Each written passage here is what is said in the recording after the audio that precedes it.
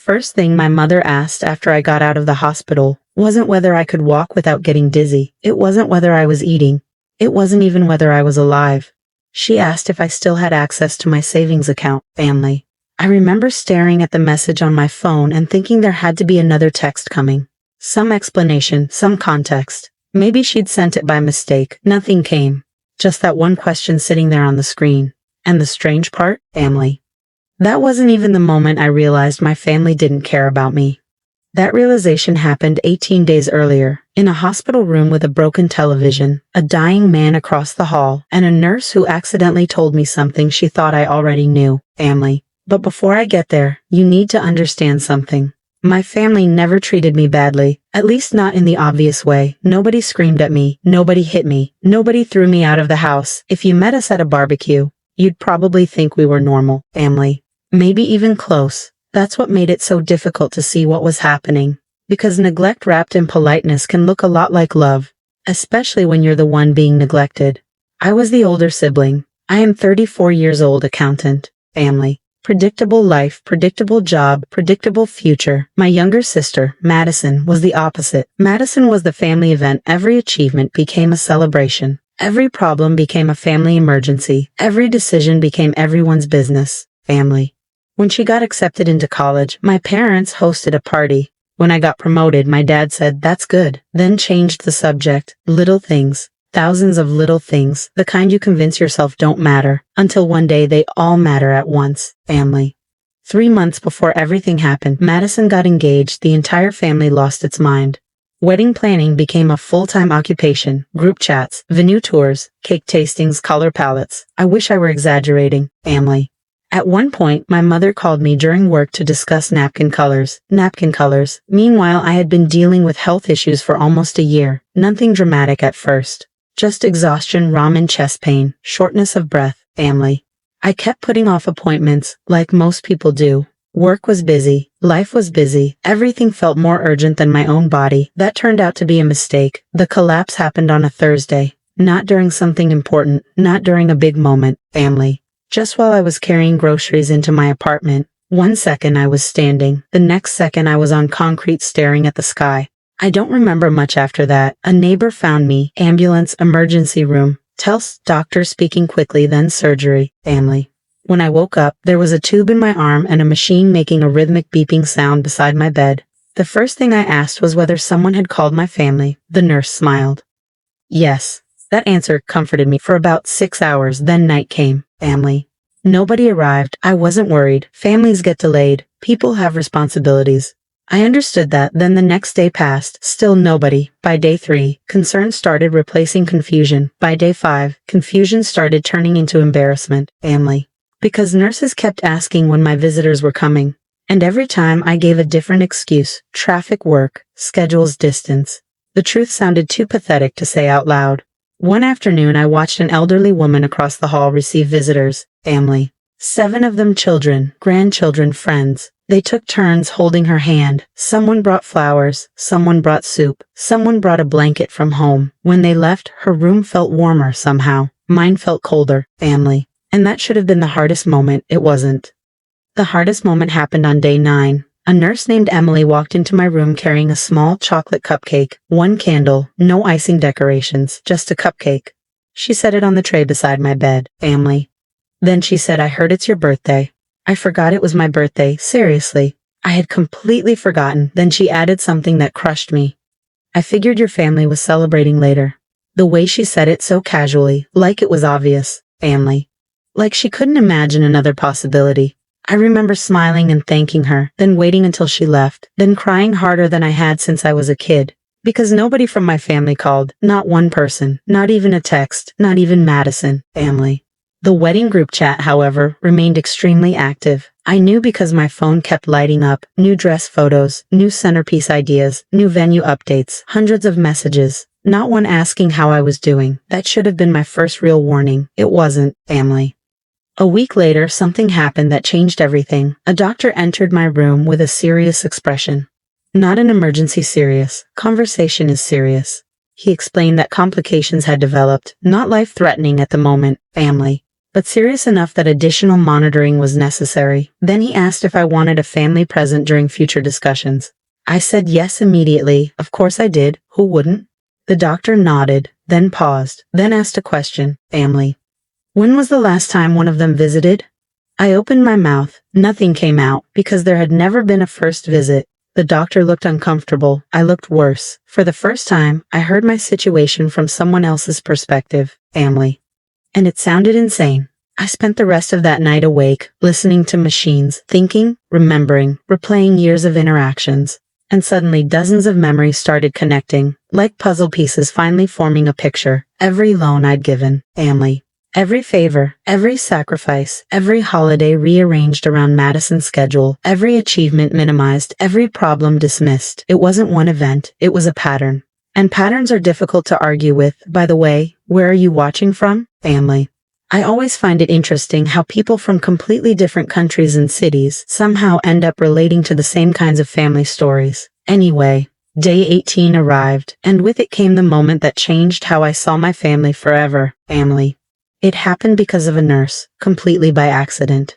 Emily walked into my room carrying medications. She looked confused. Then she asked, "How was the engagement party?" I stared at her. What engagement party? Immediately, I could tell she'd made a mistake. Family. Her face changed. You know that expression people get when they realize they've said something they shouldn't? That one. She tried to backtrack. It didn't work. Eventually, she admitted she'd seen social media posts, photos, videos, a huge engagement celebration. Family. Family everywhere. Decorations. Music, smiling faces. The date hit me immediately. The party happened 4 days earlier. While I was still in the hospital, while doctors were discussing complications, while I was waiting for someone, anyone, to walk through my door. Family. I didn't say much after that. I just asked to see the posts. When Emily left, I opened social media, and there they were, hundreds of photos. My parents are smiling. Madison laughed. Relatives posing together, champagne glasses, dancing captions about family. Family. About love, about togetherness. One photo stopped me cold. My mother had written, "Couldn't imagine celebrating without everyone who matters most." I must have stared at that sentence for 10 minutes, maybe longer, because suddenly everything became clear. Family. Not just the hospital, not just the birthday, everything. I wasn't forgotten. People forget accidentally. This was different. This was a choice, a deliberate one. And something inside me changed that night, not dramatically, not loudly, no speech, no tears. Family. Just a quiet shift, like a door closing. I knew things would never go back to the way they were. What I didn't know was that 3 weeks later, after 31 days in that hospital, family, my mother was going to send a message that would make even the nurses furious when they heard about it. And that message would eventually destroy the image my family had spent decades building. 31 days. That's how long I was in the hospital. Family. 31 days of procedures, medications, bad coffee, sleepless nights, and learning exactly how much silence a person can tolerate before it starts changing them. The morning I was discharged, nobody came. Agon. Family. The nurse at the front desk actually asked who was picking me up. I lied. I said they were running late. Then I sat there for almost 40 minutes pretending to scroll through my phone. Eventually, an older volunteer named Harold noticed what was happening. Family. He offered to drive me home. A 72-year-old stranger got me safely back to my apartment. Not my parents, not my sister. A stranger. That detail stayed with me because it perfectly summarized the entire month. When I walked into my apartment, family. Everything looked exactly the same, but it didn't feel the same. The place felt unfamiliar, like I'd returned from a long trip and accidentally entered someone else's life. I put my bag down, sat on the couch, and waited. Part of me still believed someone would call. Family. Maybe now that I was home, maybe now that the crisis was over, maybe now they'd realize how serious everything had been. Nobody called. 1 day passed, then 2, then 5. The silence became its own answer. Then came the message. Family. The message that finally removed every last excuse I'd been making for them. It arrived at 8:17 p.m. I remember because I took a screenshot, not for evidence, for disbelief. The message was from my mother. It read, "Your sister's final wedding payment is due next week. Family. We need $12,000. Let me know when you can transfer it." That was it. No hello, no welcome home, no how are you feeling, no acknowledgement that I'd spent a month in a hospital bed, straight to $12,000. I read it 3 times, then a 4th. Family. Then I actually checked the sender's name, because part of me genuinely thought it might be fake. It wasn't. My mother had apparently gone 31 days without visiting her son, and then immediately remembered him the second money became necessary. Family. The thing that shocked me most wasn't the request. It was the certainty the message wasn't asking. It was assuming, as if my role had already been assigned, as if my only purpose was funding the lives of people who couldn't spare 10 minutes to visit me. Family. I didn't answer. Not right away. And that's where things got complicated, because despite everything, I still love them. People think betrayal instantly turns love into hate. It doesn't. Sometimes it turns love into confusion. You remember good memories, family, birthday parties, family vacations, holiday dinners. You start questioning yourself. Maybe I'm being unfair. Maybe they had reasons. Maybe they didn't realize. Maybe. I spent 3 days trapped inside those maybes. 3 days arguing with myself, family. 3 days trying to decide whether I was hurt because they'd abandoned me, or because I was finally admitting they'd abandoned me. Then another text arrived. Need an answer today. Not how are you? Not did you get home safely? Need an answer today, family. That was the moment the guilt disappeared. Not all at once, but enough to finally see the situation clearly. I opened my banking app, looked at the balance, looked at the request, then remembered the birthday cupcake, the empty room, the engagement photos, family. My mother's caption, everyone who matters most. Something cold settled into place, not anger, clarity. I transferred exactly $1. Then I attached a note. Thought I'd contribute the same amount of support I received, and I sent it, family. The response was immediate. 5 minutes later my phone exploded. Calls, texts, voicemails. My mother was furious. My father was furious. Madison was furious. Apparently everyone had suddenly found time to communicate. Interesting how that works. I ignored everything, family. For 1 night, then 2, then 3. By the 4th day, they showed up at my apartment. All 3 of them. The entire welcoming committee. A month late, I opened the door. Nobody asked how I was doing. Nobody asked how recovery was going. Nobody apologized. Family.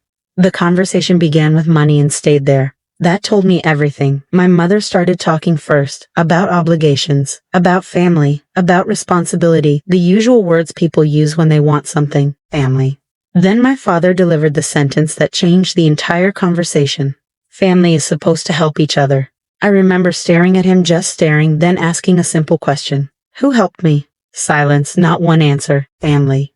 My mother started explaining schedules. Madison started talking about stress. My father talked about work. Excuses poured out of them like water. I let them finish, then I asked again.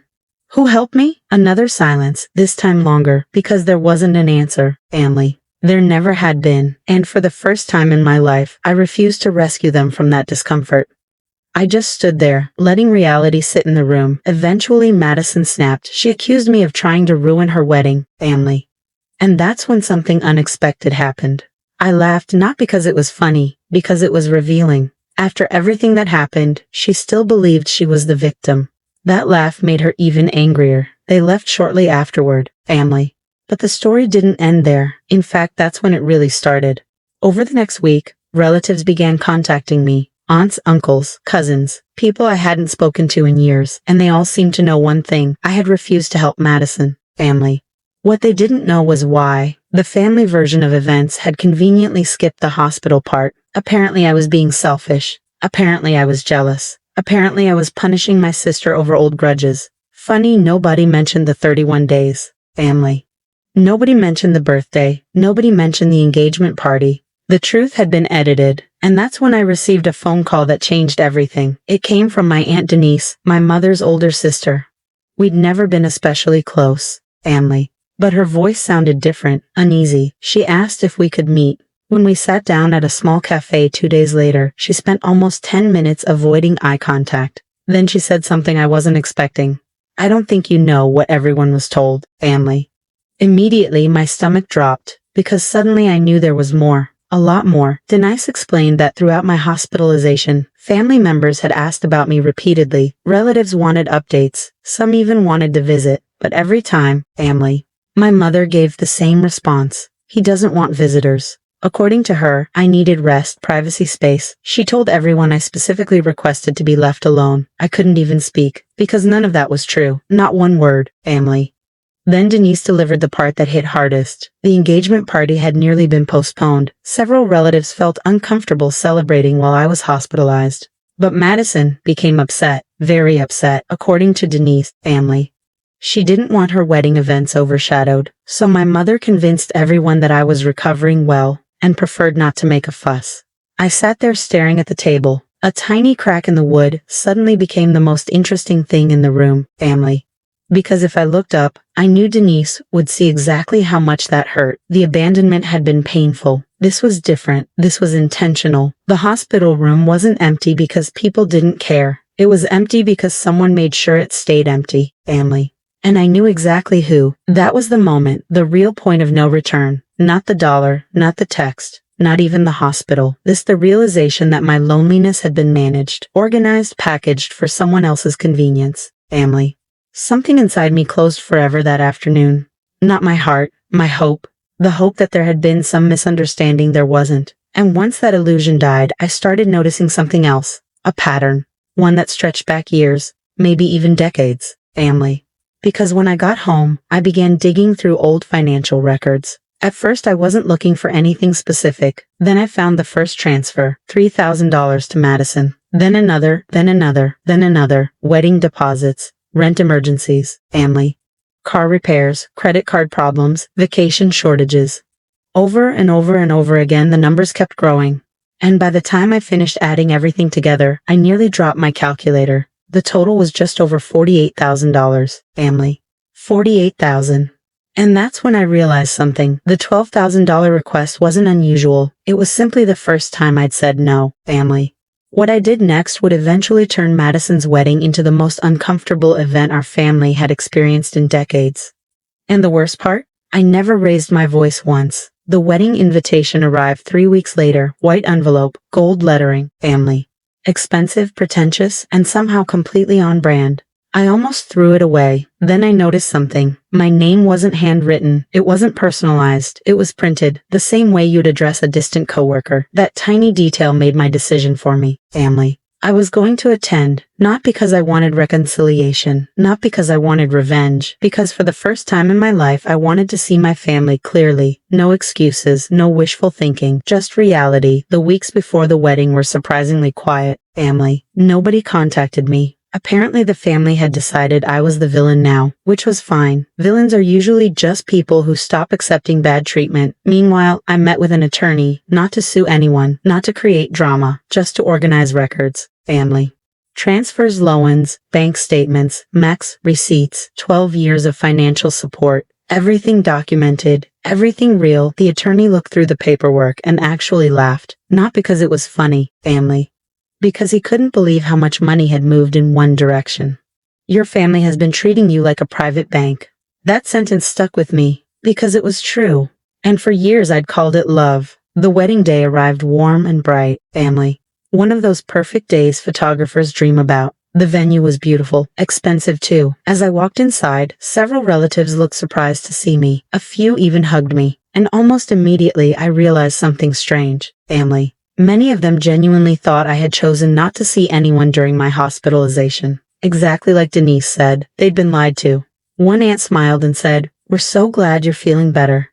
Your mom told us you wanted complete privacy." I just looked at her, family. Then quietly replied, "I didn't." Her smile disappeared, not dramatically, just confusion. A seed planted, nothing more. Then another relative asked something similar, and I gave the same answer. Then another and another. I wasn't exposing anyone, family. I was simply telling the truth. The truth was doing all the work itself. By the time dinner started, I could feel something changing. Small conversations, whispers, questions, people comparing stories, people realizing details didn't match, people connecting dots, family. And then came the moment nobody could stop. An older cousin stood during a toast. Nothing unusual. He started talking about family, support, being there for one another, the typical wedding speech. Then he smiled at my mother and said, "Family." I'll never forget how worried we all were when he was in the hospital.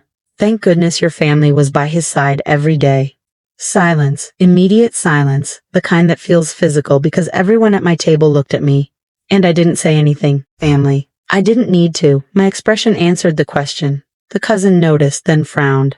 "Wait, someone else spoke. You weren't visiting?" Another voice. "I thought he asked to be left alone." Another. "He didn't?" The room didn't explode. It was worse than that, family. It unraveled, slowly, publicly, naturally. Nobody yelled, nobody caused a scene. People simply started learning the truth, and once they learned it, they couldn't unknow it. I watched my mother's face, then Madison's, then my father's. For the first time in years, family. Nobody was controlling the narrative, reality was. And reality doesn't negotiate. The reception continued. But something had changed. The perfect image they'd spent years protecting had cracked. Not because I attacked it, because it couldn't survive honesty, family. That was the revenge, not humiliation, not punishment by Visbin. For 1 month, I sat alone in a hospital room feeling invisible. Now, the truth was visible to everyone, and strangely, that was enough. 3 months later, something unexpected happened. Family. Several relatives reached out privately, not to defend my family, to apologize. Some admitted they should have checked on me themselves. Others admitted they'd always noticed favoritism, but never wanted to confront it. A few even shared their own experiences. Family. Stories I had never heard, different details, same pattern. Apparently, I wasn't the only person who had spent years carrying responsibilities that belonged to everyone else. The difference was that I finally stopped carrying them. As for Madison, family. The marriage didn't last, not because of me, not because of the wedding, because eventually selfishness damages every relationship it touches, including the ones that seem strongest. Today, my relationship with my family exists at a distance, a healthy one, family. We speak occasionally, birthdays, holidays, major events, but the dynamic is gone, the expectations are gone, the guilt is gone. And honestly, that's the biggest victory. The old version of me would have transferred the money. The old version of me would have apologized. Family. The old version of me would have accepted being treated like an afterthought, just to keep the peace. This version of me doesn't, because spending 31 days alone taught me something I should have learned years earlier. Family. People who only notice your absence when they need something from you were never paying attention to you in the first place. And the strange thing is, I don't hate my family. I don't even want revenge anymore. What I wanted was acknowledgement, the truth, family. And eventually, the truth showed up, just a little later than I did. So when I think back to that hospital room now, I don't remember the machines, or the surgery, or even the fear. I remember that cupcake, the one a nurse bought for a patient she barely knew, family. Because a stranger showed me more kindness in 30 seconds than my own family showed me in 31 days. And honestly, that told me everything I needed to know. So tell me, if your family abandoned you in the hospital for an entire month, family, then came back asking for $12,000, would you ever forgive them? Or is there a point where being family stops being enough?